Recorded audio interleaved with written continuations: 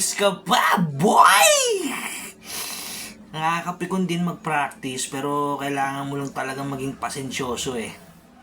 Anyways, nandiyan na rin lang kayo mga kapaso. What's up sa inyo mga kapaso? Magkwentuhan na lang tayo about dito sa bagong dating nating gitara.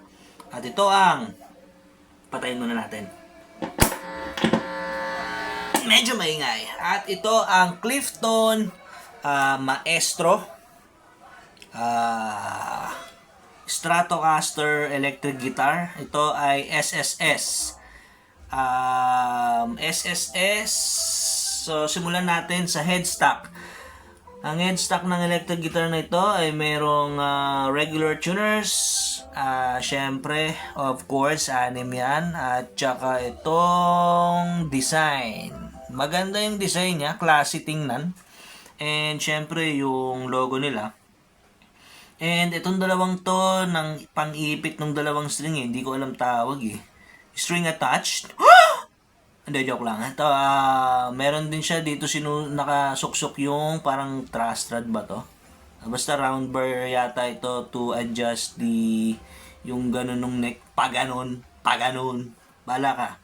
Then, sa neck, ang neck ng electric guitar na ito ay roasted maple neck. Kita nyo naman, parang medyo sinunog. And, amoy siyang parang syrup na pancake. Ang bango niya. Actually, ang bango niya. Tapos yung fretboard niya, hindi ko alam kung maple din ba to. Pero parang rosewood siguro to. Kasi iba yung kulay eh. Ewan ko, bahala na. Then, yung kanyang frets ay stainless steel frets. Kita nyo naman, kintab. Hindi basta napupudpud dyan. And ito pa, sa nut, bone nut. Pero the way it looks sa personal, para siyang plastic eh. Pero hindi ko naman alam kung ano itsura ng plastic sa bone nut talaga. Siguro bone nut naman talaga to. Kasi nakalagay naman sa description sa Shopee eh. Then, ito. Kaya siya naging SSS dahil dito sa tatlong 3 single coils. Alright? Okay, so ito yon yung tatlong 3 single coils. Yan. Then, meron siyang 3 tone knobs. The master volume. It controls lahat na tong tatlong 3 pickups na to. By the way, yung pickup niya nga pala is Alnico pickups. As per Shopee description, di ko lang alam kung anong klaseng Alnico pickup to. Alnico 3, Alnico 5 kasi based dun sa mga research ko, merong ibang klaseng Alnico din. Di ko lang alam kung ano to. Baka yung tropa yung si Nico yung nakalagay dito. Hindi, joke lang. Tapos meron siyang 3 tone knobs, master volume. Kinokontrol na nito lahat yung pickups. Then, dito yung tone. At saka ito naman yung push-pull. Ito, yung push-pull. Kasi, pwede kang mag-combine kung ano yung gusto mong active na pickups through this switch. Meron tong 5 options. 1, 2, 3, 4, 5. Alright. So, bali, ang pinakatinandaan ko lang talaga dito mga kapaso ay yung position 4. Yan. Tapos, pag inangat mo yung push-pull. Yan. Ibig sabihin, active lahat yung pickup. Alright? Alright. And then, ano pa ba? Ito, 2-point trem bridge. Ayan, kita nyo naman. 2-point trem bridge. Kintab. Mukhang stainless. Ayan yan, 2-point trem bridge. And dito nakalagay syempre yung trem block niya. Ayoko pa lang siyang kalikutin. Tatakot pa kasi ako. Then dito yung pasukan ng Mang Jack oh. Ito, yan. Stainless naman din siya. Kintab. Yan. Pasukin neni Mang Jackin. Open inenin, ampli henin. Testing inenin. Alright? Nga na yun.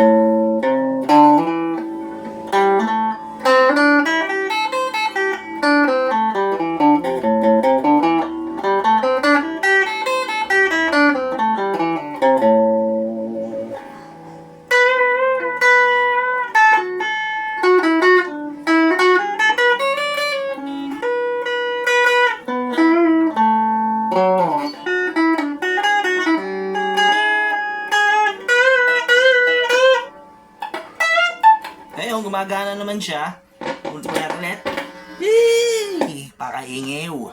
Alright, so, ano pa ba? Ngayon, yung body niya pala is poplar wood.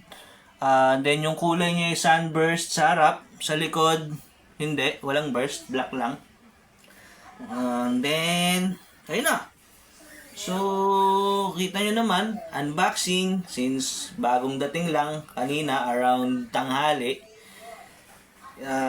Dun sa first clip ng video, nakita nyo naman yung isang napakabilis na real quick na unboxing. Then, sa freebies naman pala, dun sa box, syempre itong guitar bag, tsaka to yung trem bar niya, no? Ayan yung kanyang trem bar. Ayan. Tapos, meron din siyang hex tools or yung Allen wrench. Magagamitin mo yan pag i-adjust mo siya, yung action niya. Yun yung layo ng string from dito sa fret niya. Alright, dito mo siya i-adjust. O, yan, dyan. Dito. Yan. Then, ano ba? Tsaka yun, free ampli. So, this amplifier, meron siyang 4 na parang tone knobs din eh. Oh. Yan oh. Meron siyang gain, bass, treble, treble, volume, tsaka input, syempre, tsaka yung drive. Ito yung parang distort nung ampli. Then, yung input, syempre, yun yung pasukan ng kabilang bahagi ng mga jack. Tsaka, yun. Dito na mag-i-start yung guitar journey ko. Pagpasensyaan nyo na muna yung mga tugtugan ko at medyo talagang parang sintonado yan kasi nag-aaral pa lang ako eh. Pero matututunan din naman natin lahat yan. Aaralin natin, tripin natin lahat yan, tsatsagayin natin. Then, ano pa ba? Sa price, sa Shopee, around 12K yung binayaran ko kasi meron siyang delivery fee na parang 1K ata or 700 something to 1K. Then, nag-add din ako ng more protection sa parcel. Nasa 300 something yon. Parang bubble wrap lang ata, tsaka extra care. Siguro 300 plus yung binayaran mo sa sticker na dinikit nila na fragile. Handle with caress. Ayan. Then, ano pa ba? Ayun, siguro kung gitara lang talaga yung usapan na presyo. Nyari, punta kayo ng store, doon kayo bibili. Nasa around 9,000 to 10,000 lang yung presyo nito talaga. Kasi syempre may tubo pa si Shopee doon kaya naging 12. Then yung iba pang accessories na ayun, nagsabay pala ako ng string. Nasabi ko na ba yun? Bahala na. Ayun, more videos to come. Syempre, yung mga matutuklasan natin like, or tutuklasin pa natin like proper maintenance, kung magsiset-up na ako ng sarili, upgrade, adjustments, yung mga DIY na pwede natin gawin sa electric guitar. I-content natin yan, i-video natin yan. So, abangan nyo. O hindi, okay lang. Ayun. So far, hopefully, matutunan natin agad-agad lahat. Hindi na, siguro mahaba pa talagang lakbayin to. Talagang nag-uumpisa pa lang ako eh. Ngayon, yun, ano pa ba? Freebies, okay na. Sabi ko naman na lahat. Then yun, ako nga pala si James. Kung meron kayong bagay na gustong gawin, nakakabahan kayo, hindi nyo alam. Tripin nyo lang ng tripin. Araw-arawin nyo lang, matututunan nyo rin yan. So, itong guitar journey na to, makikita natin kung talagang doable yan, kung titripin mo araw-araw. Alright? All rise!